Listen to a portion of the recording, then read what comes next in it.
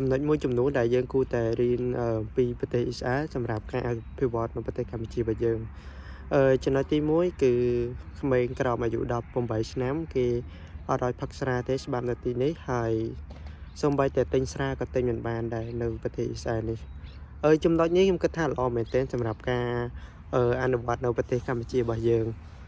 សូម្បីតែខ្ញុំអាយុ23ឆ្នាំហើយខ្ញុំចូលទៅទិញស្រាក៏គេអត់លក់ឲ្យដែរដោយសារតែឃើញខ្ញុំយ៉ាងក្មេងយ៉ាងទូចពេកហើយសូម្បីតែខ្ញុំឲ្យស្ប៉ាស្គាល់គេមើលក៏គេអត់ជឿដែរអ្នកលក់គេអត់លក់ឲ្យទេដល់តែឲ្យមើល 3-4 នាក់បានគេលក់ឲ្យ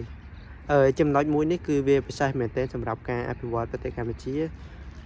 ខ្ញុំសង្កេតឃើញថានៅប្រទេសកម្ពុជាយើងក្មេងក្រោមអាយុ18គឺផឹកស្រាខ្លាំងមែនទែនចំណុចនេះយើងគួរតែរៀនតាមប្រទេសអ៊ីស្រាអែលហើយចំណុចទី2នៅប្រទេសអ៊ីស្រាអែលនេះក្មេងចាប់ពីអាយុ18ទៅគេចូលហាត់ទាហានពី1ឆ្នាំទៅ2ឆ្នាំនៅពេលដែលគេបញ្ចប់ការសិក្សាថ្នាក់ទី12ហើយចំណុចទី3នៅសាកលវិទ្យាល័យនៅ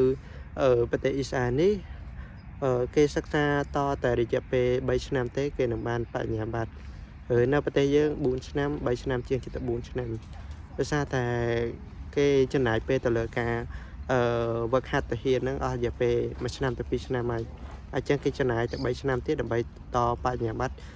ជំនាញរៀងៗខ្លួនដែលគេឆ្លាញ់ហើយចំណុចទី4នៅទីនេះអ្នកទាំងអស់គ្នាអាចទៅណាក៏ឃើញទាហានហើយក៏ប៉ូលីសដែរហើយនៅទីនេះប្រជាពលរដ្ឋទាំងអស់គេមានសិទ្ធិកាន់កំភ្លើងអ្នកទាំងអស់គ្នាទៅណាក៏ឃើញមានកំភ្លើងដូចជានៅជាទីភ្លើងឡានក្រុងទៅសាទៅនៅអីមានកំភ្លើងទាំងអស់អត់បំផុតក៏មានកំភ្លើងខ្លៃនៅជាប់ចង្កេះដែរបើទាហានប៉ូលីសអីអ្នកទាំងអស់គ្នានឹងឃើញស្ពាយកំភ្លើងធំអាភ្លើងអាការអីហ្នឹងគឺមាននៅជាប់ខ្លួនតែម្ដងហើយអ្វីដែលខ្ញុំសង្កេតមើលនៅទីនេះនៅពេលដែលគេចាប់ចោលចាប់អីអត់មានឆ្វេងឆ្វាយទេឡានប៉ូលីសគេមានតែមួយទេគេមកដល់គេចាប់ហើយប៉ូលីសគេមិនដឹងថាមកពីណាមកកណោហើយគេអត់ឲ្យប្រជាពលរដ្ឋនៅចិត្តហ្នឹងឯងគេឆែកឆេរហើយគេដឹកយកទៅតែម្ដងបើសិនជាគេចាប់បានចំណុចទីនេះខ្ញុំ